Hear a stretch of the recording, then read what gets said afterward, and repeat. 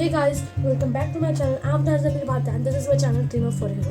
Sorry, मैं काफ़ी दिनों बाद वीडियो बना रही हूँ बट मैं शॉर्ट्स पे अपलोड करते रहती हूँ वीडियो बट ये लॉन्ग वीडियो मेरा काफ़ी टाइम बाद आया है। और ये वीडियो को बनाने का एक वजह ये भी थी कि मैंने जो ऑयल पेंटिंग का ट्यूटोरियल डाला था जो बिगिनर्स के लिए how to start oil painting, उसको आप लोगों ने काफ़ी प्यार दिया, काफ़ी अच्छे व्यूज़ आ रहे हैं और उसके साथ ही साथ काफ़ी सारे क्वेश्चंस भी आ रहे हैं। सो मैंने सोचा एक वीडियो बना देते हैं। सो आज के वीडियो का टाइटल जैसे आपने थंबनेल में देख ही लिया होगा, oils versus acrylics, which is better. हमें ऑयल यूज़ करने चाहिए, एक्रेलिक यूज़ करने चाहिए, दोनों में से बेस्ट कौन सा होता है। आज हम उन दोनों पेंट्स का कंपैरिजन करने वाले हैं। So let's start.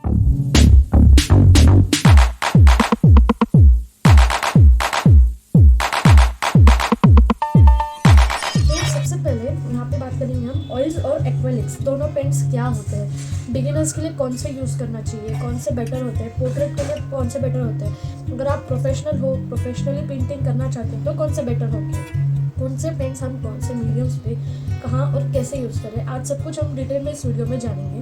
सो सबसे पहले हम बात करते हैं ऑयल्स और एक्रेलिक्स। यहाँ पर मेरे पास मैंने दोनों पेंट्स ले रखे हैं, ऑयल्स और एक्रेलिक्स। ये है फैबर कैसल के 12 एक्रेलिक कलर्स के एक्रेलिक पेंट्स और ये है कैमल आर्टिस्ट ऑयल कलर्स के ब्लू वाले एक्रेलिक पेंट्स। सबसे पहले हम दोनों मीडियम्स की बात करते हैं, ऑयल्स और एक्रेलिक्स। ऐसा नहीं होता कि अगर आप कोई पेंटिंग करना चाहते हो या कोई पेंटिंग करता है तो वो सिर्फ ऑयल्स ही यूज़ करता होगा या एक्रेलिक ही यूज़ करता होगा।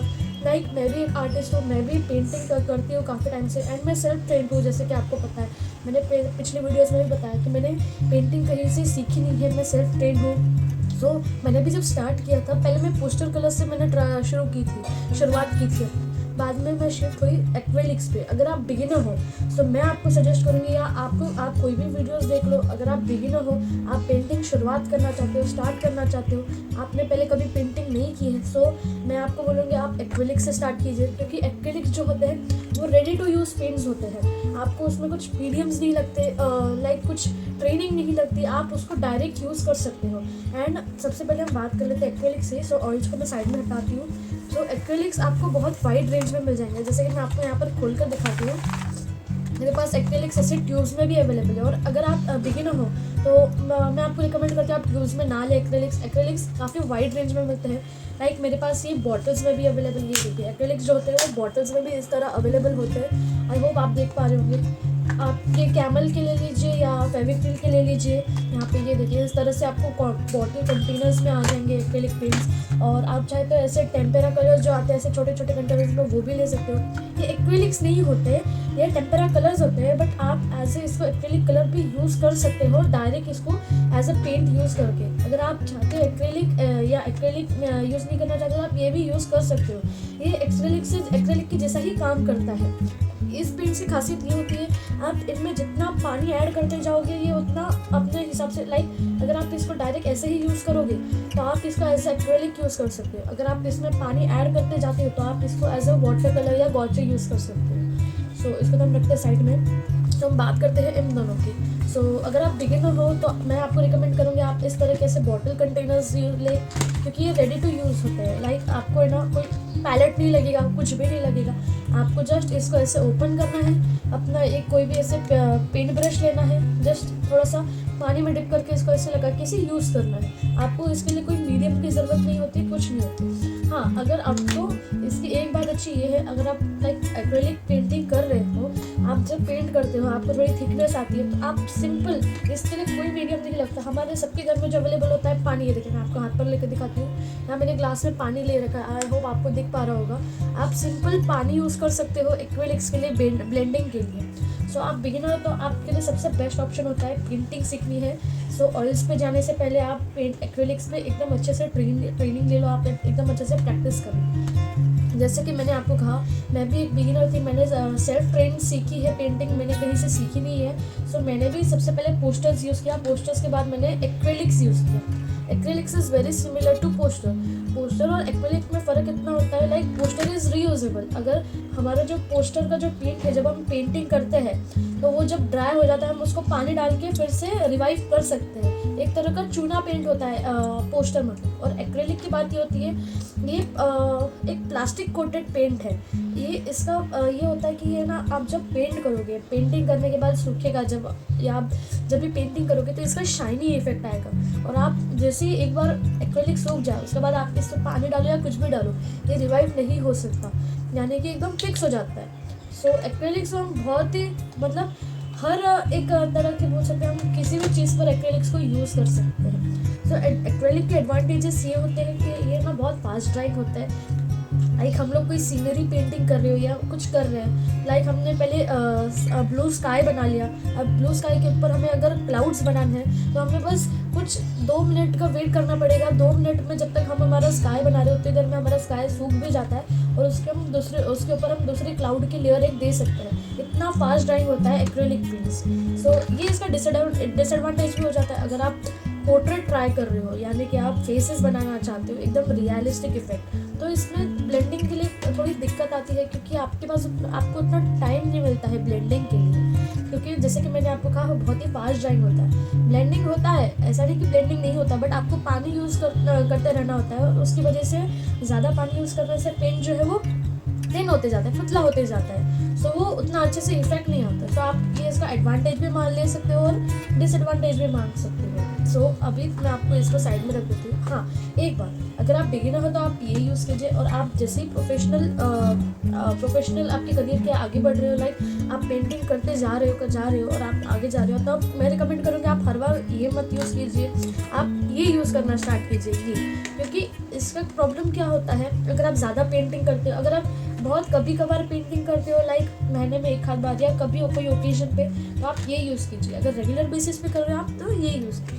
वो इसलिए मैं ऐसा क्यों करी, इसलिए क्योंकि ये जो पेंट्स होते हैं बहुत जल्दी ड्राई हो जाते हैं। ये देखिए, अभी तो मेरा इसमें ख़त्म हो चुका है, बट ये जो पेंट्स होते हैं काफ़ी जल्दी ड्राई हो जाते हैं। लाइक मैं आपको यहाँ पर बता दूँ, आई होप आप देख पा रहे होंगे, इसके अंदर पेंट है इसके अंदर। मैं आपको एक बता दूँ, इसके अंदर पेंट है, लेकिन वो सूख चुका है। लाइक मैं अगर इसको उल्टा करके से डालूँ, ये देखिए पेंट निकल रहा है, लेकिन ये सूख चुका है। अब ये यूज़ नहीं कर सकते हम। अगर हम इसमें पानी भी डालेंगे तो ये किसी काम का नहीं हमारा, क्योंकि अब ये सूख चुका है। अब हम इसको रिवाइव नहीं कर सकते, ये हमारा पेंट वेस्ट हो चुका है।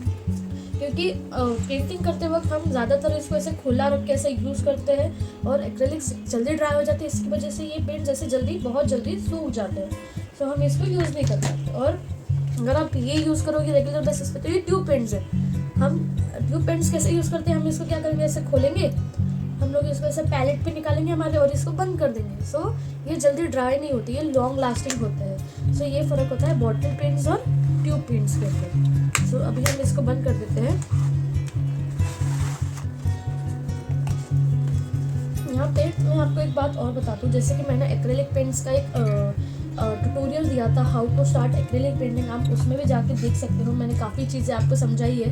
अगर आप एक्रेलिक पेंटिंग सीखना चाहते हो या पेंटिंग की शुरुआत करना चाहते हो, तो आप मेरे चैनल पे एक्रेलिक पेंटिंग का ट्यूटोरियल है, मैं उसका लिंक डिस्क्रिप्शन में आपको प्रोवाइड कर दूँगी। आप वहाँ से जाके एक्रेलिक पेंटिंग का डिटेल में मैंने एक ट्यूटोरियल दिया हुआ है, आप वहाँ से सीख सकते हैं। और मैंने ऑयल पेंटिंग का भी ट्यूटोरियल दिया हुआ है डिटेल में। अगर आप बिगिनर हो, आप पेंटिंग स्टार्ट करना चाहते हो, तो दोनों चीज़ों का वीडियो आपको मेरे चैनल में मिल जाएगा, मैं आपको लिंक डिस्क्रिप्शन में दे दूँगी। अब बात करते हैं यहाँ पे पैलेट की। हमें कौन सा पैलेट यूज़ करना चाहिए एक्रेलिक पेंट्स को यूज़ करते वक्त। सो पैलेट्स तो हम बहुत हर टाइप का यूज़ कर सकते हैं। लाइक एक बेसिक पैलेट जो मार्केट में मिलता है, जो हर कोई यूज़ करता है, लाइक बिगिनर हो या जो भी हो, वो होता है इस तरह के प्लास्टिक के पैलेट्स, जो कि आपको मार्केट में कहीं पर भी कोई भी स्टेशनरी स्टोर में बहुत ही ईजिली मिल जाएंगे। ये प्लास्टिक पैलेट्स होते हैं, और इसके ऊपर हम पोस्टर या एक्रेलिक पेंट्स या वाटर कलर पेंट्स कुछ भी यूज़ कर सकते हैं, एक्सेप्ट ऑयल्स। हम इसके ऊपर ऑयल पेंट्स यूज़ नहीं कर सकते। तो क्यों नहीं कर सकते, मैं आपको आगे बताऊंगी वीडियो में। सबसे पहले तो अभी हम एक्रेलिक से बात कर लेते हैं। सो जैसे कि मैंने आपको बताया था, लाइक जब भी हम बॉटल्स यूज़ कर सकते हैं, तो आप चाहते हैं कि जल्दी ड्राई ना हो, जैसे कि मेरे हो गए, आप सिंपली अपना पेंट ब्रश से इसे बॉटल ओपन करके अपना पेंट निकाल लीजिए और इसमें डाल लीजिए, और फिर इसको बंद करके पेंट आप यहाँ से यूज़ कर लीजिए। सो आपके लिए इजी हो जाएगा, आपके पेंट्स भी ड्राई नहीं होंगे, और आपको जितना पेंट रिक्वायर्ड है आप उतना ही निकाल कर यूज़ कर पाओगे। सो ये होता है। और एक बात बता दूँ, जब भी ऐसे जो पैलेट्स है वो जल्दी ख़राब हो जाते हैं। लाइक आप यहाँ पर देख सकते हो, मेरे पैलेट्स देखिए, ये गीले नहीं है, ये बिल्कुल सूखे हैं, बट ये ऐसे ड्राई हो चुके हैं। इसके ऊपर पेंट्स आप देखिए कितने जल्दी ख़राब हो चुके हैं। मुझे तकरीबन ये पैलेट यूज़ करके 6-7 साल हो गए। लाइक मैं स्कूल टाइम से अपना यही पैलेट यूज़ करती हूँ।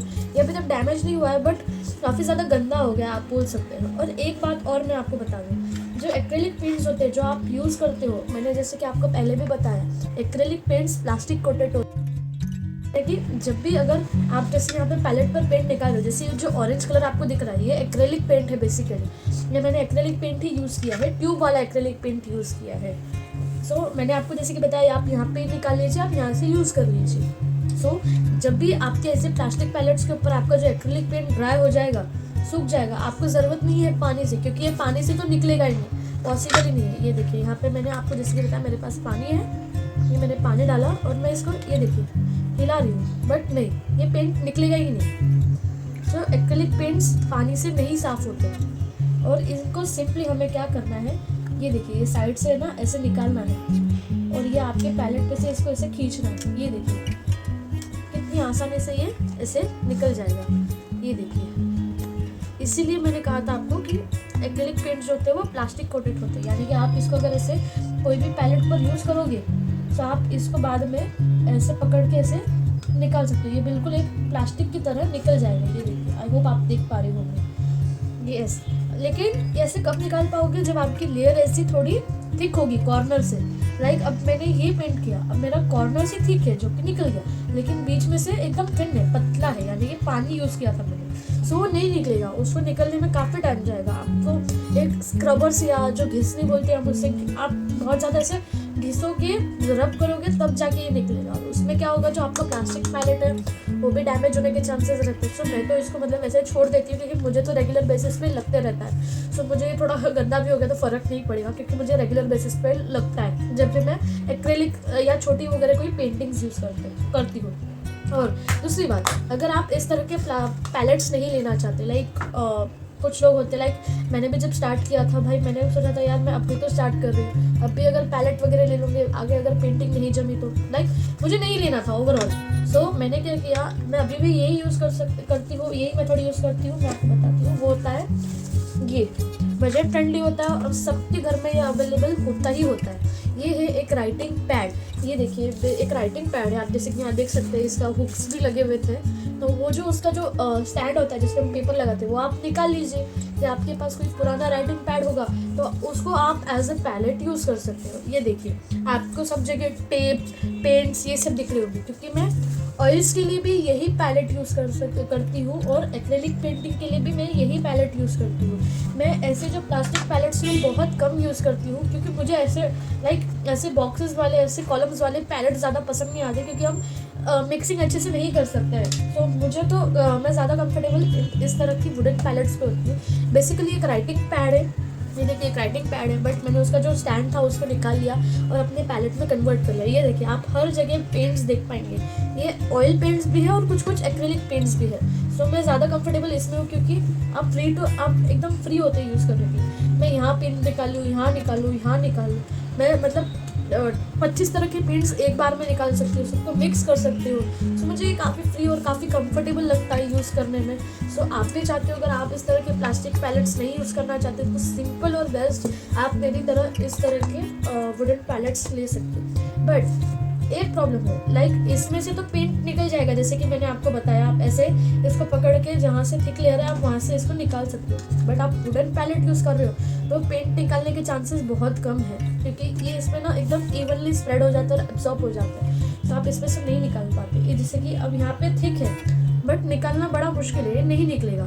देखिए मेरा पैड पे जो पेपर था वो निकल कर आ रहा है, आप इस पे से पेंट्स नहीं निकाल सकते। सो अगर आप रेगुलर बेसिस पे पेंटिंग कर रहे हो सो मैं आपको रिकमेंड करूँगी कि आप ऐसे वुडन पैलेट्स यूज़ कीजिए, क्योंकि काफ़ी कंफर्टेबल हो जाता है। आप मतलब आपके पेंट्स इस पर आप कहीं पर भी निकाल सकते हो और काफ़ी अच्छा और बड़ा एरिया मिलता है आपको। सो अभी हम बात करते हैं हमारे लाइक हम किस पे इसको पेंट कर सकते हैं। हम बात करते हैं अपने सरफेस की, लाइक एक्रेलिक पेंट्स में हमें कौन से सरफेस यूज़ करना चाहिए। सो इसमें सबसे पहले जो बेसिक होता है, जो बेसिक नीड होती है, या जो ट्रेडिशन होता है या जो प्रैक्टिसेस है वो होता है कैनवास। आपने सुना होगा कैनवास पे लोग पेंटिंग करते हैं, जो कि पॉपुलर टर्म है, जो कि पेंटिंग के लिए कॉमनली यूज होता है, वो है कैनवास।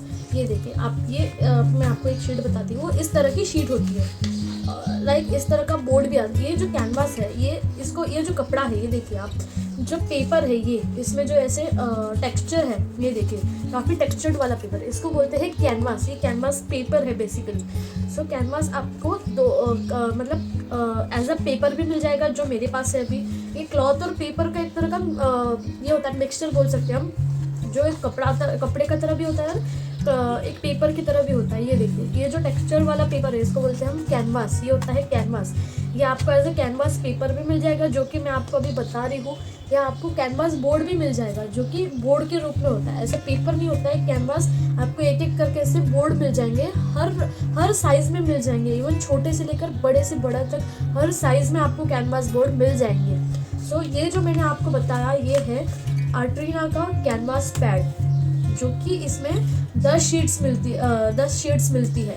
अगर आप बिगिनर हो, आप पेंटिंग की प्रैक्टिस करना चाहते हो, या नई नई पेंटिंग सीखी और आप रेगुलर बेसिस पे पेंटिंग करना चाहते हो, प्रैक्टिस करना चाहते हो, या आप छोटी मोटी पेंटिंग्स निकालना चाहते हो, सो मैं आपको रिकमेंड करूँगी आप इस तरह की ऐसे कैनवास पेपर यूज़ कीजिए। इसमें तो 10 शीट्स आई थी, और तो मैंने यूज़ कर लिया बोलकर यहाँ पे आपको कुछ 2-3 ही दिख रही है। इसके फ़ायदा ये कैसे होता है, लाइक यहाँ पे ये देखिए, मैंने इसके ना छोटे छोटे साइजेस में इसको कट कर लिया था, और ये देखिए मैंने इसे छोटे छोटे पेंटिंग्स बनाई थी। ये एक्रेलिक पेंटिंग्स हैं, मैंने इसको छोटे छोटे साइजेस में कट करके, ये देखिए ऐसे पेंटिंग्स बनाए थे। ये एक्रेलिक पेंटिंग्स है, इनके ट्यूटोरियल्स चाहिए तो आपको मेरे चैनल पर मिल जाएंगे। और एक होता है डायरेक्ट ऐसे पूरा यूज़ करना। ये देखिए आप प्रैक्टिस की, ये कि मैंने एक प्रैक्टिस के दौरान, ये मैंने ऑयल और एक्रेलिक पेंटिंग दोनों के ट्यूटोरियल के वक्त बनाया था, इसके ऊपर हम बाद में आते हैं।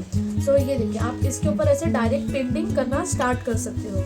ये होता है सरफेस, जो कि कैनवास होता है। आप अगर चाहते हो आपको बोर्ड यूज़ करना है तो आप बोर्ड भी ले सकते हो, इट्स अप टू यू, आप कौन सा यूज़ करना चाहते हो, आप किस में कंफर्टेबल हो, या आपको किस में मज़ा आ रहा है, वो होता है।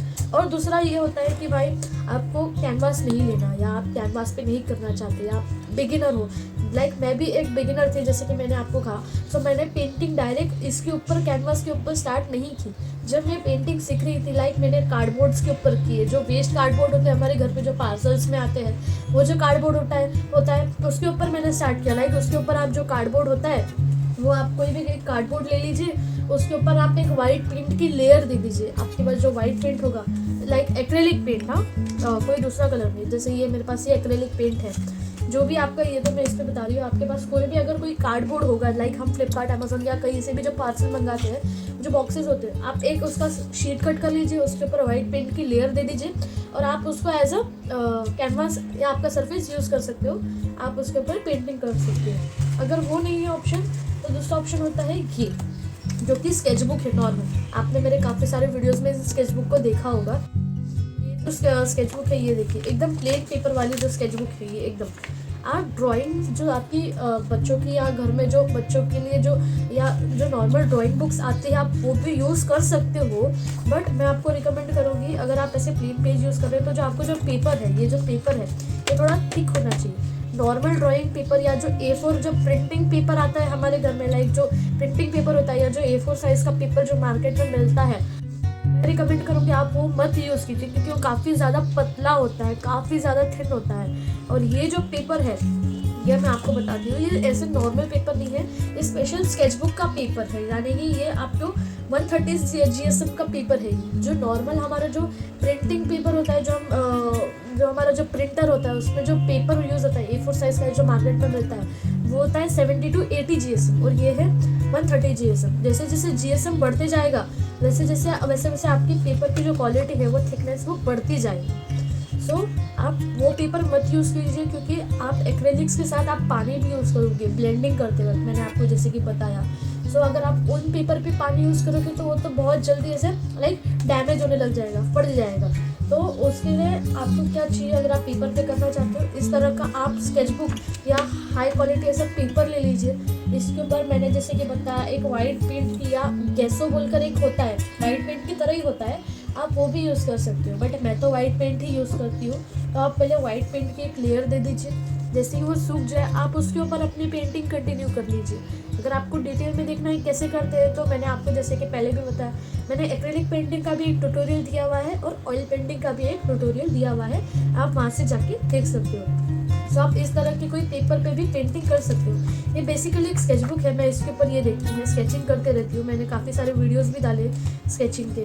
सो आप इसके ऊपर स्केचिंग कर सकते हो। और यहाँ पर देखिए, यहाँ लिखा है papers, pencils, pens and light washes, यानी कि अगर आप ये पेपर भी यूज़ कर रहे हो तो आप इस पर ट्राई कीजिएगा आप ज़्यादा पानी यूज़ ना करें, क्योंकि आखिर में ये है तो एक पेपर ही, और हम पेपर के ऊपर ज़्यादा वाटर यूज़ नहीं कर सकते, हम थोड़ा थोड़ा पानी यूज़ करेंगे। सो और एक्रेलिक्स की सबसे बढ़िया बात ये होती है, एक्रेलिक एक फ्री से, हम बोले तो एक फ्री एक पेंट है, यानी हम इसको किसी भी सरफेस पे यूज़ कर सकते हैं। जी हाँ, किसी भी सरफेस पे। आप यहाँ पे देख पा रहे होंगे मेरे पास ये एक बॉटल है, बेसिकली ये ग्लास बॉटल है। आप ये एक लाइक कॉकटेल बॉटल थी, यानी कि आप जो जूस की बॉटल्स आती है मार्केट में, वाइन बॉटल्स ले लीजिए, अल्कोहल बॉटल्स ले लीजिए, या कोई भी जो कांच का आइटम है उसके ऊपर आप ऐसे पेंट कर सकते हो। ये देखिए, आपको दिख पा रहा होगा नीचे से, ये देखिए कांच है, पूरा कांच की बॉटल है, कॉकटेल बॉटल है।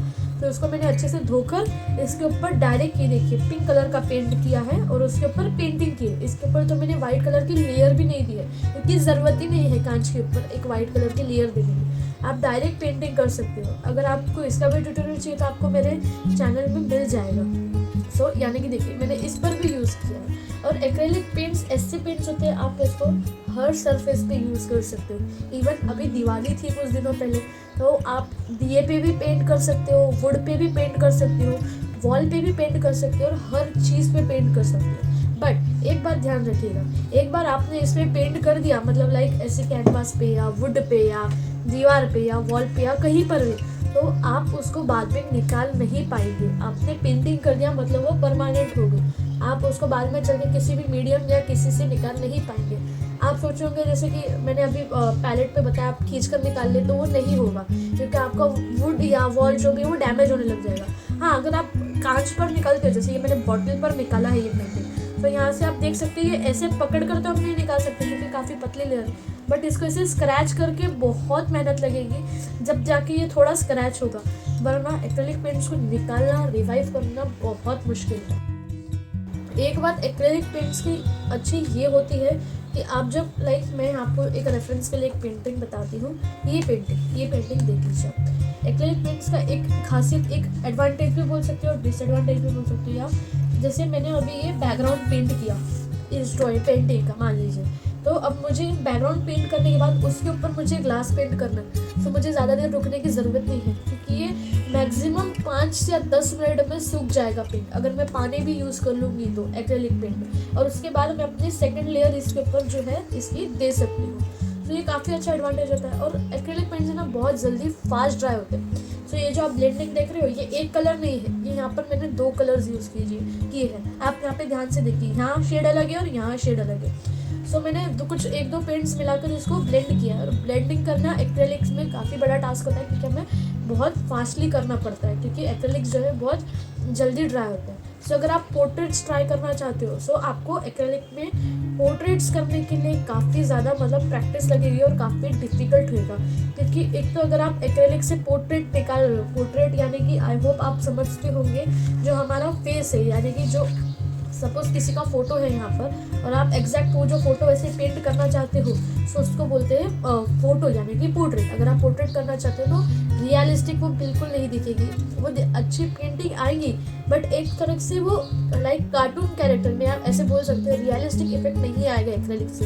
अगर आपको पोर्ट्रेट पेंटिंग सीखनी है या पोर्ट्रेट पेंटिंग करनी है, सो आपको ऑयल्स ही यूज़ करना पड़ेगी, ऑयल पेंट्स। सो ये था हमारा एक्रेलिक पेंट्स के बारे में।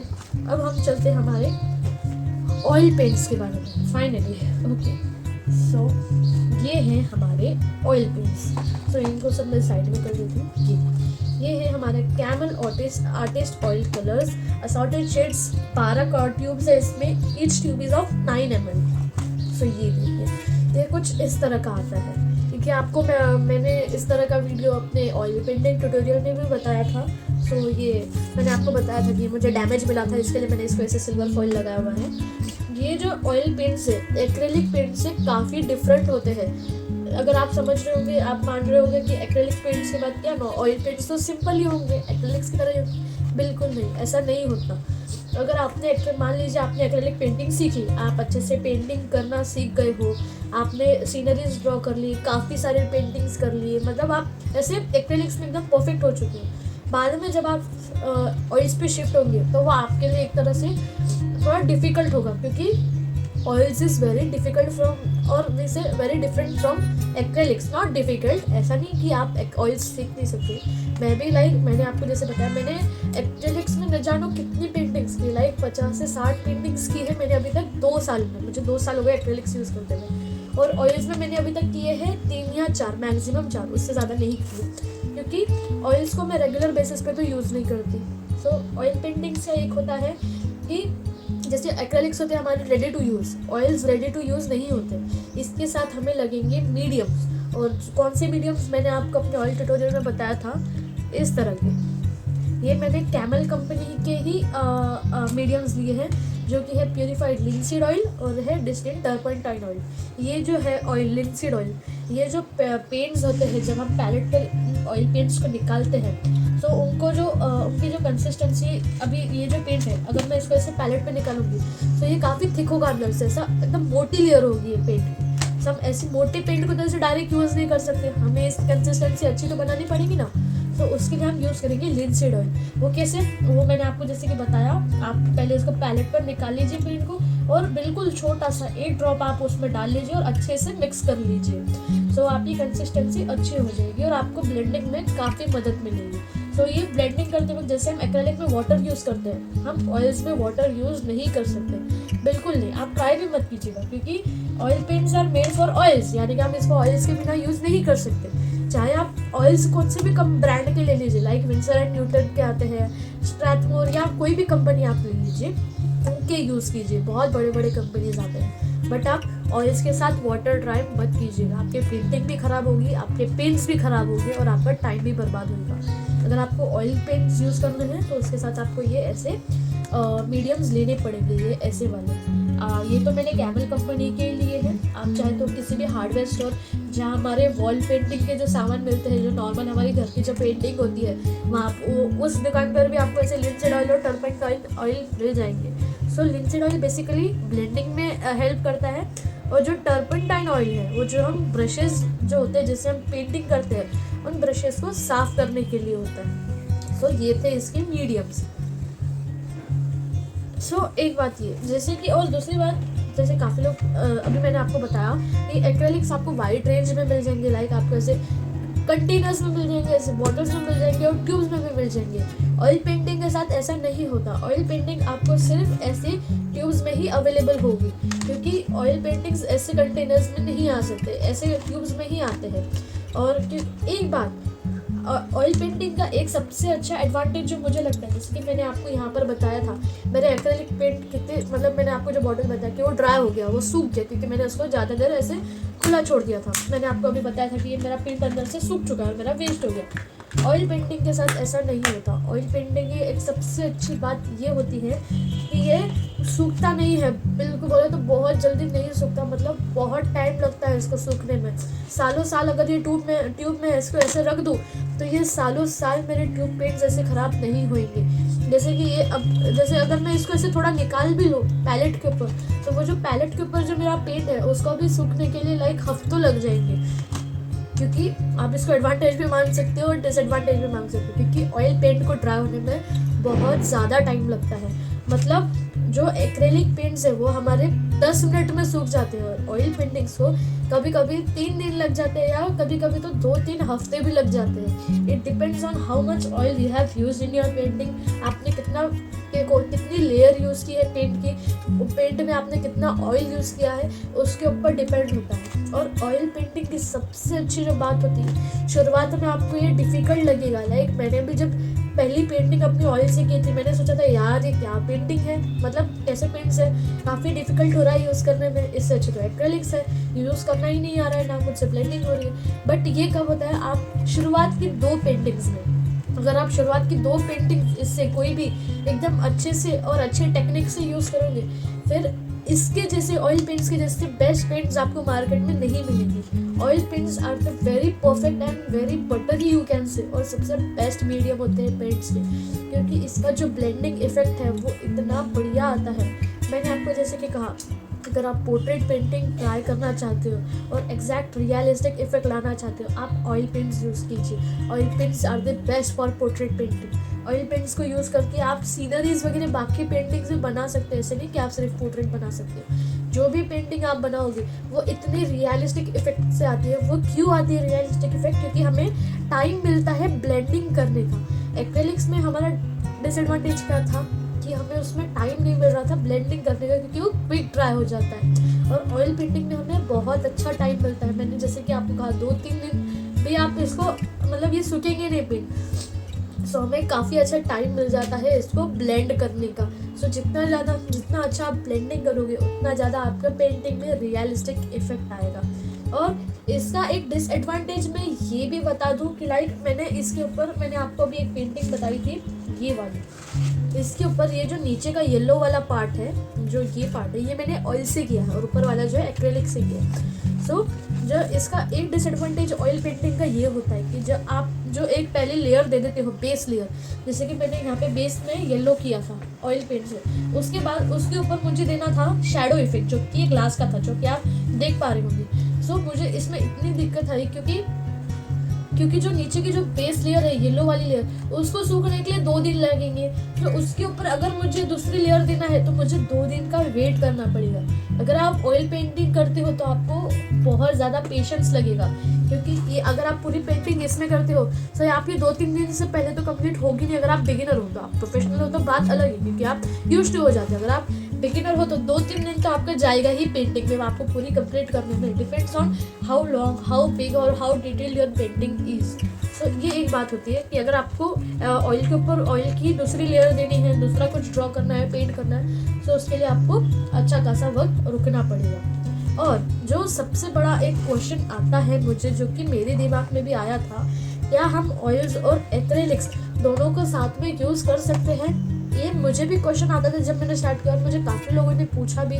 सो इसका जवाब है यस, कर सकते हो। जब आप पेंटिंग कर रहे हो, सो ये पेंटिंग होती है पूरी आपके ऊपर डिपेंड होती है। आप अपने पेंट्स को कैसे यूज़ करते हो, कहाँ कैसे, मतलब आप किस चीज़ को कैसे यूज़ करते हो, बिल्कुल आपके ऊपर होता है। सो मैंने आपको जैसे कि अपनी ये पेंटिंग बताई थी, इसमें मैंने दोनों यूज़ किए हैं, ऑयल्स भी यूज़ किए हैं और एक्रेलिक्स भी यूज़ किए हैं। ये देखिए मैंने आपको जैसे कि बताया, जो नीचे का पार्ट है मेरा वो ऑयल से हुआ है, और ये ऊपर का जितना भी आ गया, इवन ये जो ग्लास भी है, ये मैंने एक्रेलिक से किया है। और एक्रेलिक पेंटिंग में भी जब हम पोर्ट्रेट्स बनाते हैं, आपने मेरे चैनल पे एक तो पोर्ट्रेट्स देखे होंगे जो कि मैंने शॉर्ट वीडियोस में डाले थे। एक मैंने गर्ल का पोर्ट्रेट बनाया था, या जो भी पोर्ट्रेट्स में बनाती हो ऑयल्स में, उसके लिए जो स्केचिंग होती है ना, जो हमारे कैनवास पे हम पहले स्केच निकालते हैं, जैसे मैं एक ग्लास का स्केच निकाल रही हूँ, सो उसके ऊपर मैं जो स्केच बनने के बाद जो है ना, एक्रेलिक पेंट जो होता है ना, ब्राउन कलर, उससे बनाती हूँ स्केच, और उसके ऊपर ऑयल पेंटिंग करती हूँ, क्योंकि मुझे समझ में आएगा कि बाद में दिख भी जाता है मुझे, तो मतलब मेरे लिए कंफर्टेबल होता है।